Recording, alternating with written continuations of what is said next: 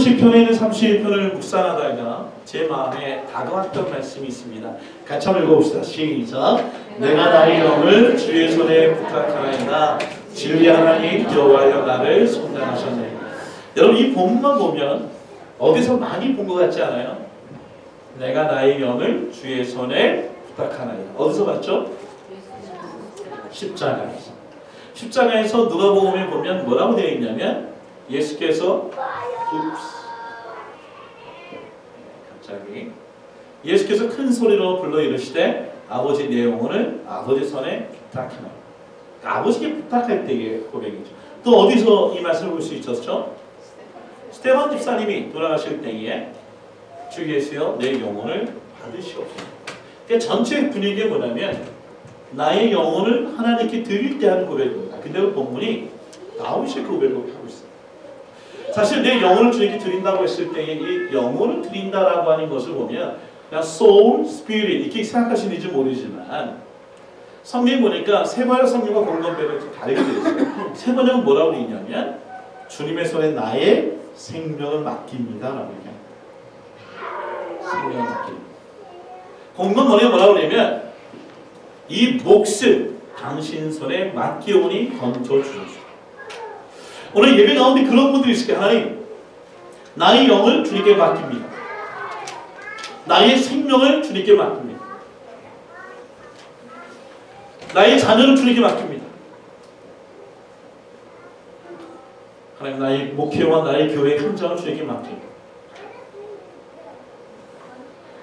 오늘 하나님께 맡기며 부탁하는 마음으로 주님의 전에 나올 성도들 분명히 있을 겁니다. 근데 그런 사람은 복이 있는 사람이죠. 내가 갖고 있는 생명, 내가 갖고 있는 목숨, 내가 갖고 있는 문제, 내가 갖고 있는 고민, 내가 갖고 있는 질병을 맡기고 부탁할 만한 그런 대상을 갖고 있지 못한 사람이 있다면 그 사람 정말 불행한 사람이죠.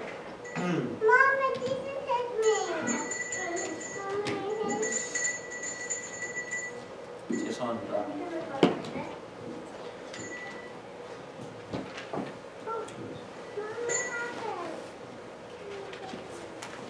아마 아이들 뒤에서 위에서 뒤에서 유아시에서 건드린 것 같아요. 네. 괜찮습니다.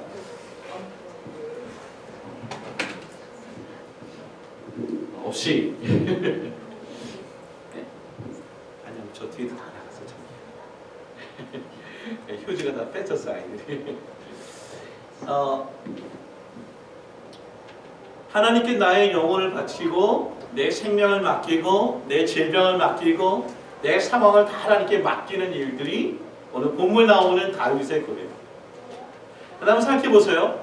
다윗이 이런 고백을 할 수 있었던 상황에 우리가 보면 이 말씀은 사무엘상 23장에 있는 말씀과 연결됩니다.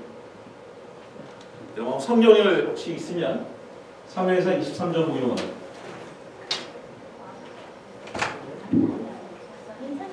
사무엘상 23장에 보면 제가 한번 읽어드릴게요. 나오나요? 엔저장이 금방 뒤에 가서 사무엘장입니다. 이렇게.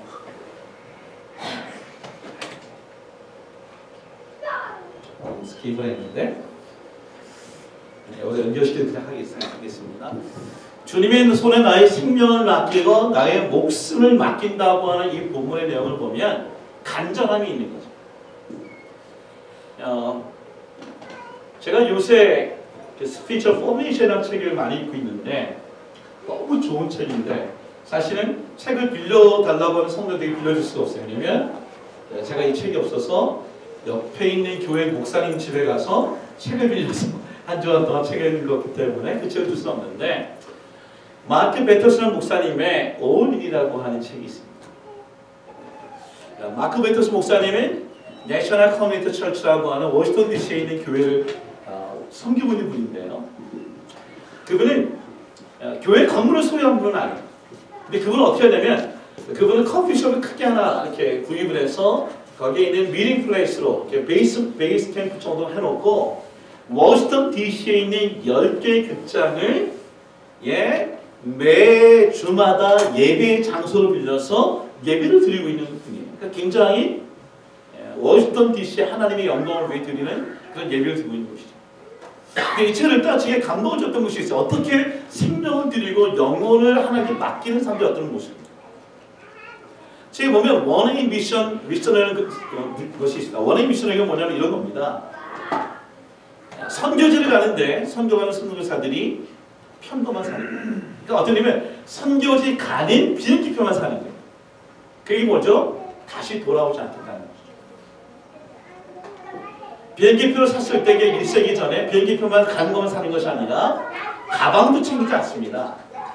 그러니까 본인과 아내의 가방을 챙기지 않고 뭘 챙기냐면 선교를 떠나는 관을 만듭니다. 자기가 앞으로 죽을 관을 챙긴 다음에 거기에 관에 자기의 짐과 옷과 자기의 모든 것을 챙깁니다. 자기만 챙겨라 자기 함투에 가는 자녀들에게도 관을 짜서 그러니까 그 땅에 가서 죽겠다는 거예요. 그리고 마지막 때 인사하는 게 뭐냐면 이 인사는 다시 오겠다는 인사가 아니라 한국에서 다시는 올 수 없다라고 하는 인사를 하는 거예요. 그리고 고백한 게 뭐냐면 이런 거죠. 시편에 있는 31편에 있는 말씀을 암송합니다. 주님, 나의 영혼을 아버지 손에 부탁합니다. 다시 돌아오지 않겠다고 그리고 나의 생명과 나의 목숨을 바치겠다고 한 고백이 오늘 여기에 나오는 다윗의 고백 이 시편 31편을 인용해서 고백을 하고 배를 타고 떠난 일들이 바로 본문에 나오는 본문의 내용입니다. 어차피 오늘 일주일 동안 이 교회 나오기 전에 각자 자기가 갖고 있는 기도의 제목을 갖고 고민을 갖고 어차피 고난을 갖고 주님의 교회 나올 수 있습니다. 근데 오늘 이런 고백을 할 수 있어요. 주님, 나의 영혼을 주님의 손에 부탁합니다.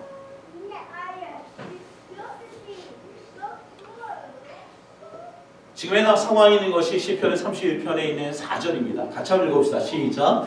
그들이 나를 위하여 비밀이 친 그물에서 빼내셔서 주는 나의 산성이시니. 오늘 본문에 보니까 다윗이 그물에 갇혀 있어요. 그 영어로 보니까 뭐라고 그러냐면 트랩이라는 단어를 씁니다. 덫에 걸려있는 모습. 그래서 덫에 걸려있고 그물에 걸려있기 때문에 다윗이 혼자 자기가 혼자 빠져나올 수 없는 상황에 놓여있을 때 쓰는 글이 시편 31편에 있는 고백입니다. 좀 더 정확히 얘기하면 사무엘상 20장 3장에 많이 있네요. 사무엘상의 앞에 23장 앞에 보면 그라라는 곳에서 전쟁은 큰 일이지만 사람들에게 혹시 배신을 당할까봐 그것을 떠나서 집이라고 하는 한국 발언은 집이지만 원래 집이라고 하는 집이라는 장소에 머뭅니다. 그들은 은혜를 베풀었던 사람들. 근데 어느 날 집에 있는 사람들이 사울에게 가서 오늘 다윗을 건네주겠다고 얘기합니다. 그러니까 다윗의 목숨을 사울에게 건네줘 사울의 손에 맡기는 일들이 오늘 본문의 내용이 있는 곳이거든요. 사울이 다윗을 잡으러 온다는 얘기를 듣고 다윗이 마온 황무지에 있고 다시 사울이 오면 또 사울을 도망치면서 이리 갔다가 저리 갔다가 결국 어떤 모습입니까? 성경에 만져 보니까 그의 사람들을 에워싸고 잡으려 하는 순간들이 오늘 본문에 나오는 시편 31편에 있는 말씀. 그물에 걸려있는 모습. 조금 뒤를 보면 오늘 본문에 나오는 이 그리라자는 여기 사무엘상 23장 1절에 나오는데 큰 승리를 이뤘지만 도망가요. 왜요? 사울에 갖고 있는 추정입니다. 그래서 23장 15절 보니까 이 집이라고 하는 곳에 갔다가 자기에게 은혜를 입었던 사람들에게 배반을 당해서 사울이 쫓아옵니다. 그래서 그곳에 다시 마온 황무지라는 곳에 바위가 있는 곳에 숨었다가 다시 엔게디 동굴에 숨겨가니까 이 성경에 보면 23장 전체를 보려면 계속 도망치는 상황이 있는 것입니다. 아니 23장뿐만 아니라 다윗의 인생 전체를 보면 사실 3에서 19장부터 시작이 돼가지고 거의 17년 동안 그의 인생이 3에서 22장이 쭉 이룰 때 25장, 27장이 쭉 갈 때까지 다윗은 쫓기고 도망치는 인생의 모습이었다는 것입니다.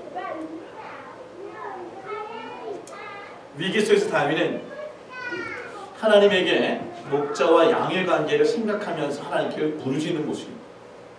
시편 30편 3절 보니까 주는 나의 반석과 산성이시니 그러므로 주의 이름을 생각하셔서 나를 인도하시고 지도하소서라고 기도합니다. 근데 보세요. 자기의 이름을 위해서 자기의 있는 고난에서 구해달라는 것이 아니라 하나님 당신의 이름을 생각하셔서 나를 인도하시고 지도하소서라고 기도합니다. 여기에 인도하고 지도라는 단어는 히브리어로 사실 그냥 인도 지도가 아니라 목자가 양을 이끌어갈 때에 지팡이와 막대기로 몰아가는 모습을 인도하고 지도하다라고 얘기하는 것입니다.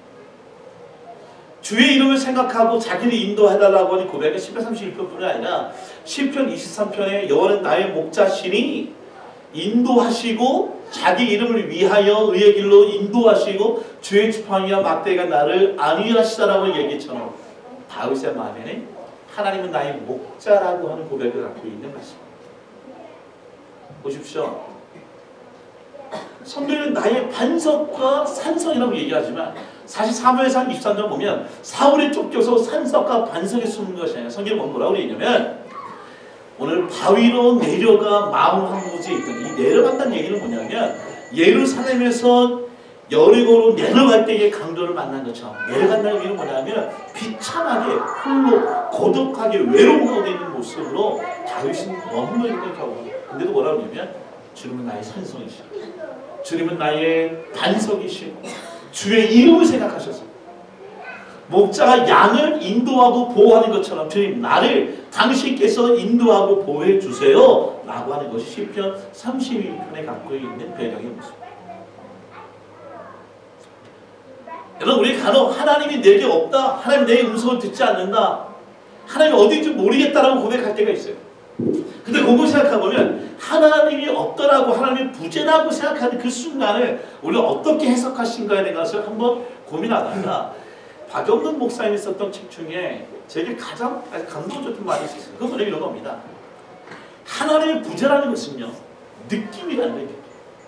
하나님 내게 없기 때문에 하나님을 부재하다 이런 것이 아니라 사실은 하나님께서 내게 임재하고 있는데 내가 가지고 있는 하나님에 대한 생각과 느낌, 어떻게 보면 성경을 좀 읽을 때 예배를 드릴 때 하나님 부르짖을 때 하나님이 나와 함께 하신 것 같고 나와 동의하는 것 같지만 내가 갖고 있는 느낌이 없을 때 하나님도 없는 것처럼 느껴진다는 거죠. 근데 보세요.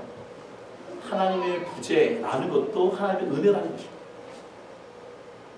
여러분 실제로 하나님이 부재한 불신자, 그러니까 하나님을 모르는 불신자들은 모두 못 느껴요? 하나님의 부재도 못 느껴요. 왜요? 하나님의 임재를 한 번도 경험해 본 적이 없기 때문에. 여러분 오늘 우리가 하나님이 내게 임재한 것을 감사할 뿐만 아니라 내 안에 하나님 어디에 계십니까? 라고 고백하는 그 순간 자체가 뭐냐면 하나님이 나와 함께 하고 계신다는 것을 고백할 수 있는 하나님의 자녀라는 것입니다. 시편 31편 7절과 8절을 보십시오. 같이 한번 읽어봅시다. 읽겠습니다. 시작. 내가 주의 인자하심을 기뻐하며 즐거워할 것이 주가 나의 고난을 보시고 환난 내용을 아셨습니다. 잘 보세요. 오늘 영어 성경에 보면 하나님의 사랑 가운데에 glad and rejoice, 내가 기뻐하고 즐거워하고 있다고 얘기합니다.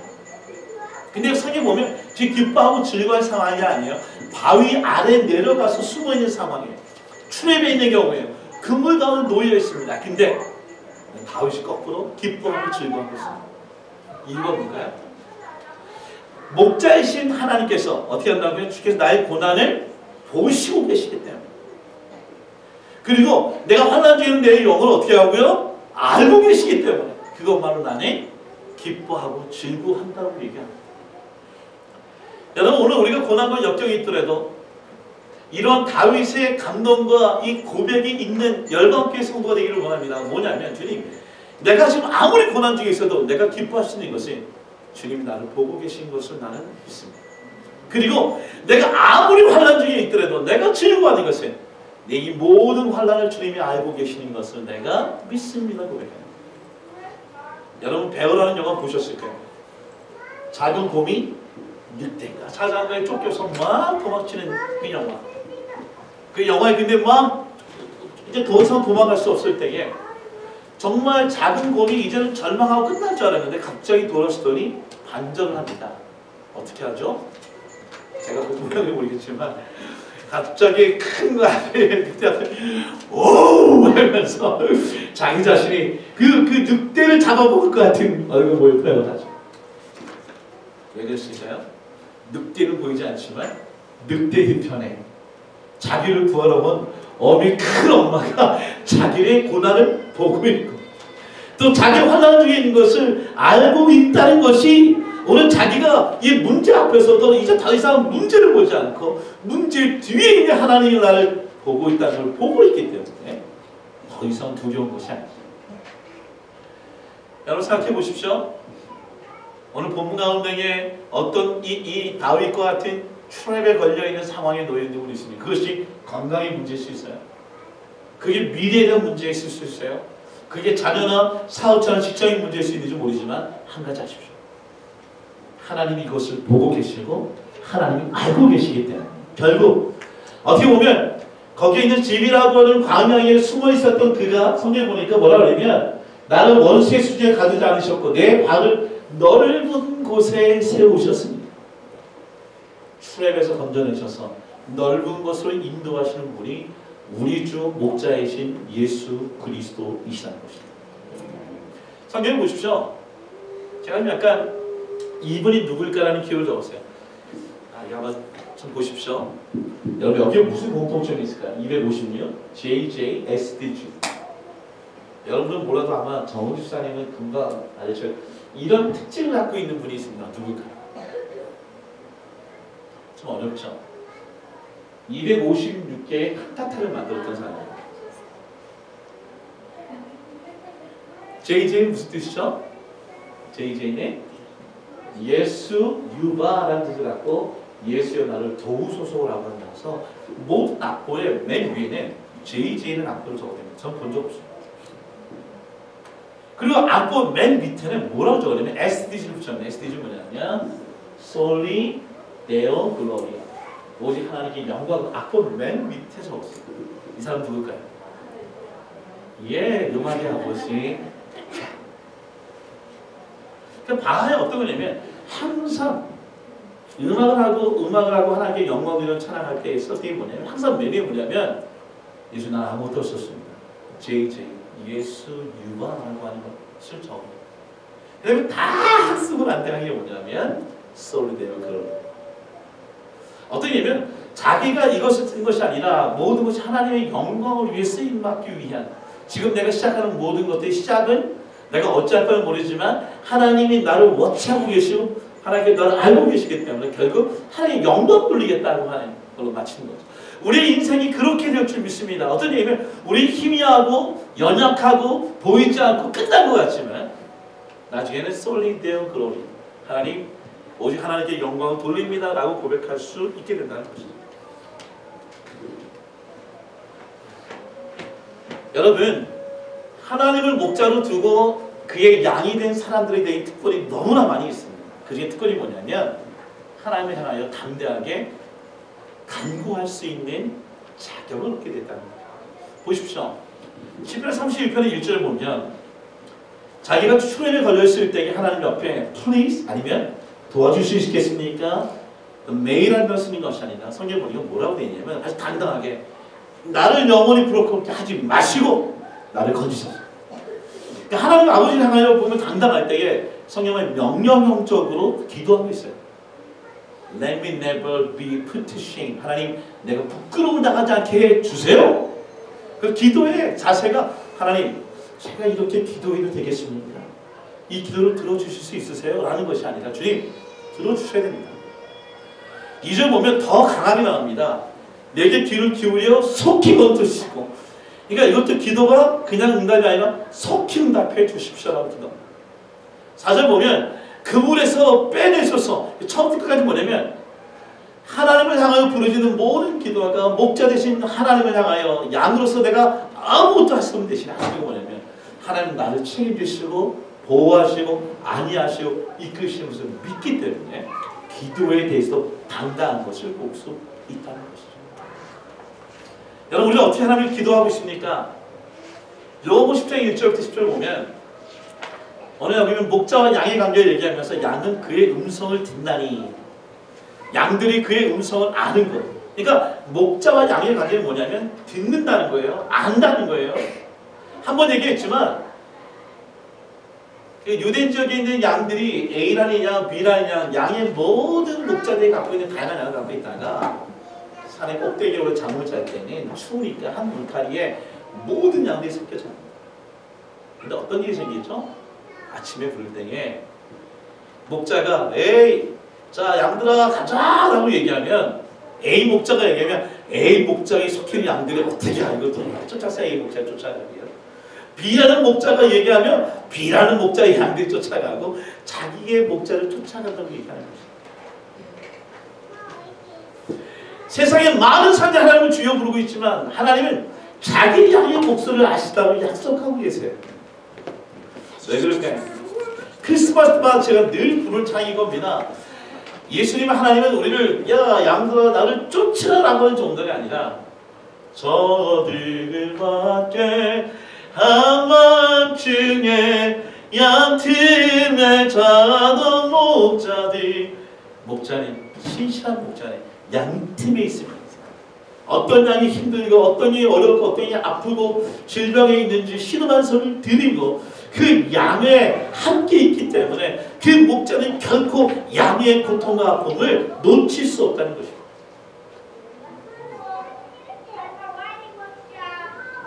사무엘상 23장 보십시오. 23장의 모습 자체는 사실은 모든 게 전망이에요.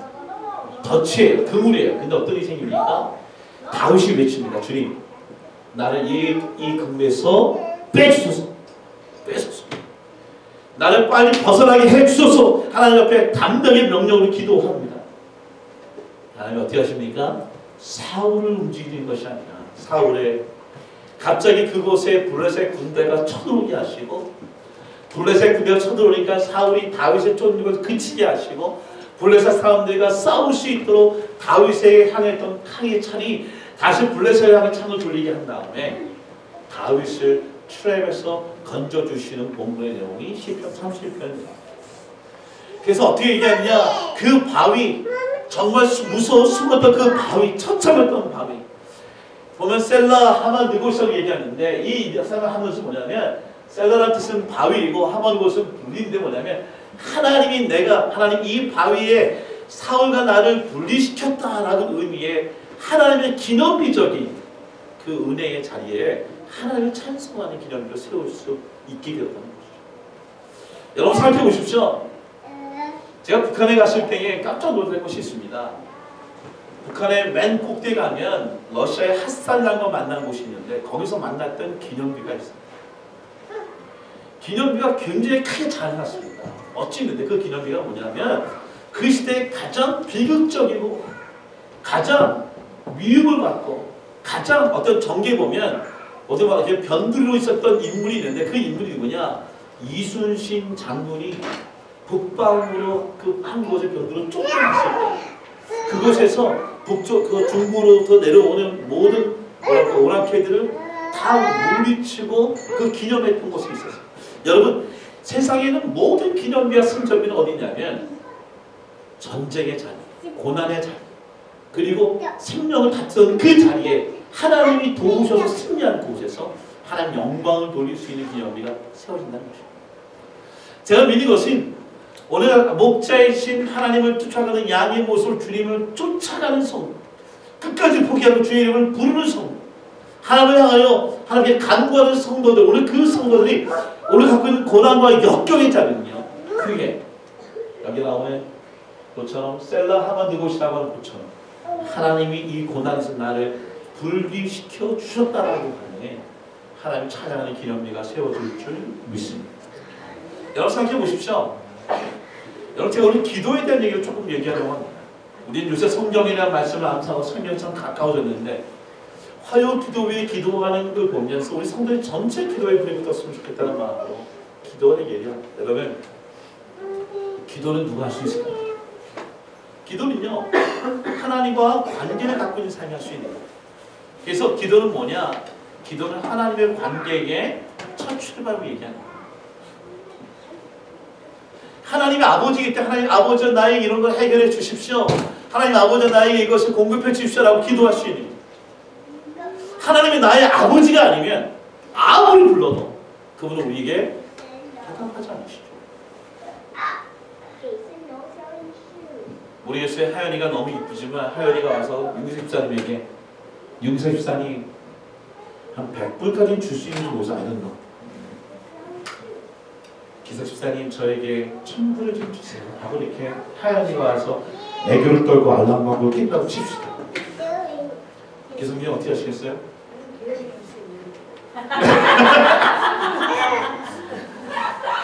도영이를 아들로 생각하면 되는데 나의 사위다.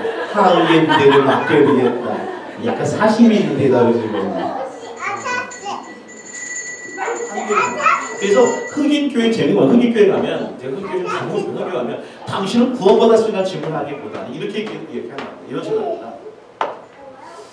당신은 그분을 아십니까? 그분과 어떤 관계이십니까? 하나님 아버지와 예수 그리스도 어떤 관계? 하나님과의 아버지와 아들의 관계이십니까?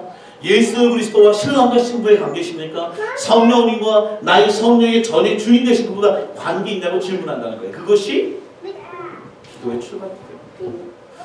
여러분 기도해도 응답되지 않은 이유는 관계에 문제가 있다고 하면 점검할 필요가 있습니다. 한 가지 더 얘기한다 뭐냐면 여러분 우리가 기도의 근거가 있습니다. 기도의 근거가 뭘까요? 우리가 생각할 때 주님은 우리의 모든 기도를 알고 계세요. 여러분 믿으시죠? 하나님 우리의 모든 걸 알고 계시다. 그래서 어떤 문제를 해요? 하나님, 목사님 하나님 우리 기도를 다 알고 계세요. 왜 기도하니? 우리를 왜 기도하나요? 하나님 다 알고 계시는데 이렇게 얘기하는 분이 있어요. 거기 아주 좋은 얘기를 합니다. 이런 겁니다. 하나님이 다 알고 계신데 기도하는 이유가 뭐냐면 우리가 기도해야 할 것을 모르기 때문에 하나님이 기도하라고 얘기합니다. 로마서 8절 여기 보죠. 우리가 말할 수 없는 탄식으로 기도해요. 우리가 알지 못한 것을 성령님께서 말할 수 없는 탄식이 되는 그런 거예요. 보니까 문제는 우리가 뭘 기도하죠? 정말 뭐라 할까요? 내가 이거 기도했다가 저거 기도했다가 이것이 필요하게 기도하다가 하지만 내가 기도하는 사이, 기도하는 가운데 내가 무엇을 기도해야 할 것을 깨우쳐 주시는 것이 기도에 갖고 있는 유익이라는 거죠. 우리가 구하는 과정에서 우리가 진정으로 원하는 것이 무엇이며 우리에게 꼭 필요한 것이 무엇인지를 스스로 하나님이 알려주는 통로가 기도라는 거예요. 그래서 우리는 기도해야 한다는 거죠.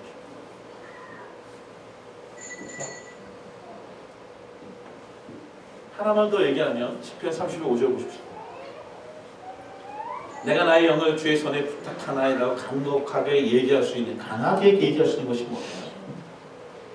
내가 기도할 때에 하나님이 이 기도에 내가 알지 못하는 바를 알게 하시고 하나님의 관계에 나의 기도의 제목 하나님의 기도의 관계의 제목이 같아지고 내용이 같아지고 생각이 같아지고 방향이 같아질 때 하나님께 내 모든 걸 부탁하셨을 때 하나님이 이 부탁하는 모든 것에 응답해 주십니다.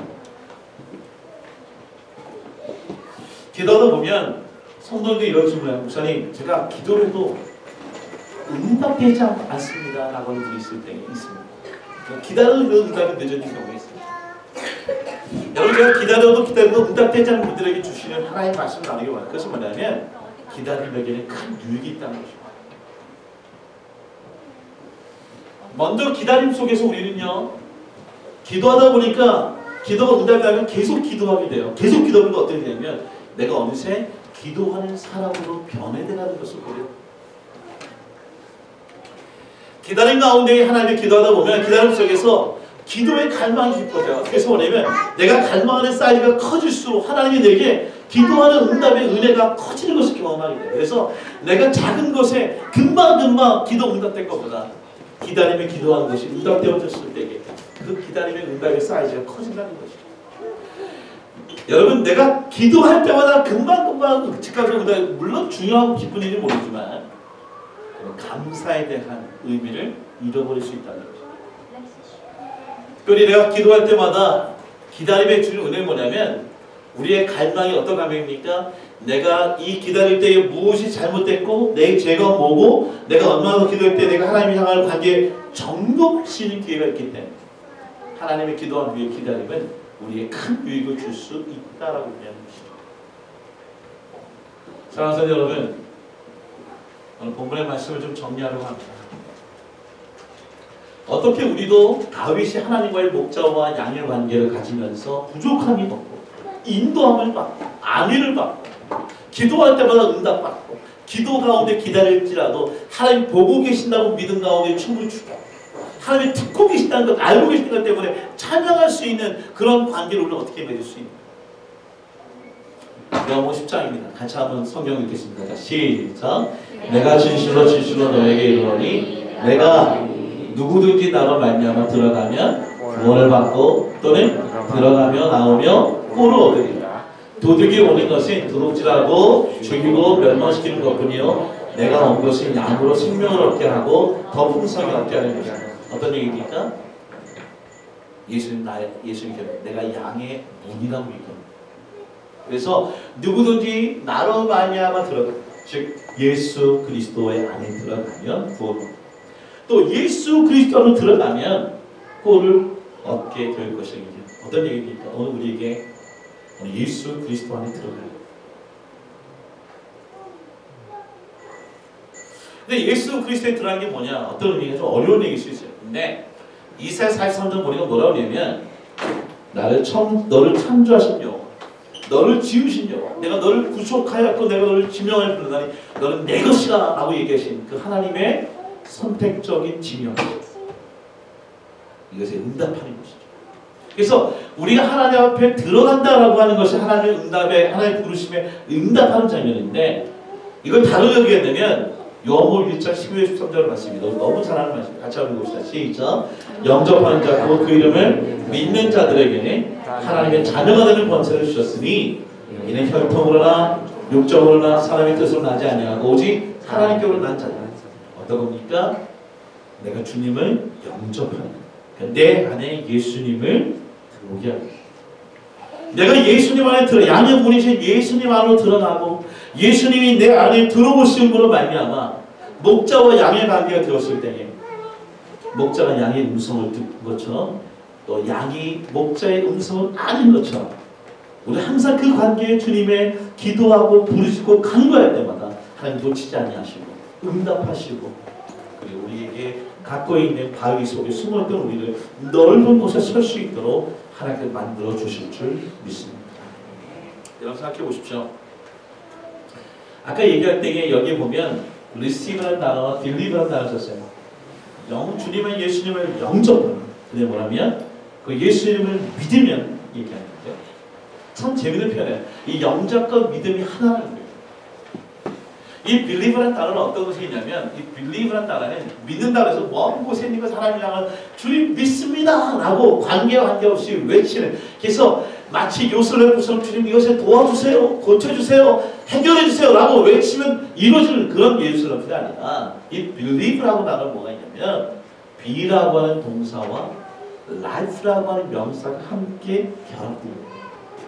그래서 어떤 얘기냐면 아니 내 존재 안에 주님이 내게 사랑하시는 것인데 너를 believing 하다라고 얘기합니다. 그러니까 예수님을 내가 믿는다는 얘기가 뭐냐면 결국 예수님이 내가 예수 안에 들어가 예수의 라이프를 사랑하는 것을 얘기하는 것이고 또 하나는 예수님이 내 안에 오셔서 내 영 안에 오셔서 나의 교회 안에 나의 자녀들의 마음에 오셔서 사랑하시는 거예요. 그것을 우리는 believing 한다라고 얘기하는 것이죠. 여러분 예수님을 머리로만 믿으십니까? 예수님의 손으로만 믿으십니까? 예수님의 오면 관계없이 믿고 있다면 그것이 잘못된 이해라는 거죠. 시편 30편 5절입니다. 그래서 마지막으로 보여드리는 성경 9절입니다. 내가 나의 영을 주의 손에 부탁하나이다. 이 고백에 가로에 여러분들 많은 하나님을 향한 영혼이 있을 수 있어요.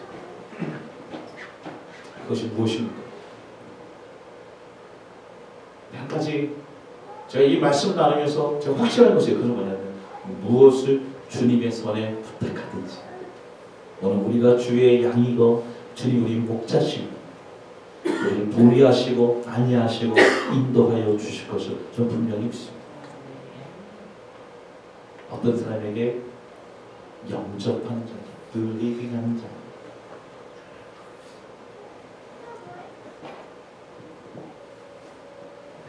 우리란 책에 보면 마크 여기 있는 베트스 목사님이 자기 아들과 그랜드 캐년에 여행 갔습니다. 그러니까 어린아이 여행이에요. 어떤 얘기냐면 관광버스 타고 가서 사진 찍고 가는 여행이 아니고요. 배낭을 다 메고 어린아이 같이 한 달 동안인가 그랜드 캐년의 끝에서 다 걸어서 움직여요. 그러니까 어린아이가 그걸 걷는 게 너무 힘들죠. 그래서 포기하고 싶은 곳이 너무 많았어요. 그 어린아이가 아빠한테 이걸 왜 해요? 이거 시작해가지고 뭐 얼마나 힘들겠어요. 뭐 목마르는 것부터 다 시작해가지고. 근데 결국은 끝났어요. 끝나고 나서 한 얘기 이런 얘기죠. 뭐라는 얘기 해주고 있지. 그랜드 캐년에 대해 아는 것보다 그랜드 캐년을 아는 것에는 엄청난 차이가. 그래서 또 한 얘기를 합니다. 하나님에 대해 아는 것과 하나님을 아는 것에는 엄청난 차이가. 다윗에게 있어서의 이 집이라고 하는 광야에서 그물에 있는 덫에 걸려있는 이 상황을 겪었던 다윗에 있어서 하나님은 하나님에 대하는 하나님의 것이 아니라 하나님을 직접 알 수 있었던 하나님의 축복의 통로였다는 것입니다. 여러분 오늘 여러분이 무엇을 갖고 왔든 간에 그 영혼이든 목숨이든 생명이든 고민이든 건강이든 질병이든 하나님의 손에 올인하십시오. 저에게 보면 마지막에 기록했어요. 올인 하나님께 다 드리라는 거예요. 보세요. 내가 직장도 드리고 자녀도 드리고 나의 생명도 다 드리면 어떤 인생이냐면요. 올인한 사람은요. 나는 올 아웃 할 수 있어요. 올 아웃이 뭡니까? 내가 하나님께 다 드렸기 때문에 내가 하나님 위하여 전심전력으로 살 수 있다. 모든 것을 하나님께 충성할 수 있다는 거예요. 그 다음에 알게 되는 게 뭐냐면 하나님 주신 게 뭐냐면 올인 모든 것이 하나님의 다 하나님의 섭리였다는 것을 깨닫게 된다는 것입니다. 하나님께 올인하십시오. 영혼이든 생명이든 건강이든 과거 뭐 어떤 모습이든 하나님께 다 의뢰하십시오. 그리고 하나님께 다 의뢰했기 때문에 내가 사업하는 거, 내가 직장하는 거, 이 모든 게 이제 내 일이 아니고 하나님의 일이기 때문에 하나님의 일을 하여 올라오게 하십시오. 하나님께서 모든 것에 하나님 이루시는 분 곧 복이 되는 역사가 일어날 줄 믿습니다. 같이 일어나서 찬양하고 우리 말씀하시기를 하시죠.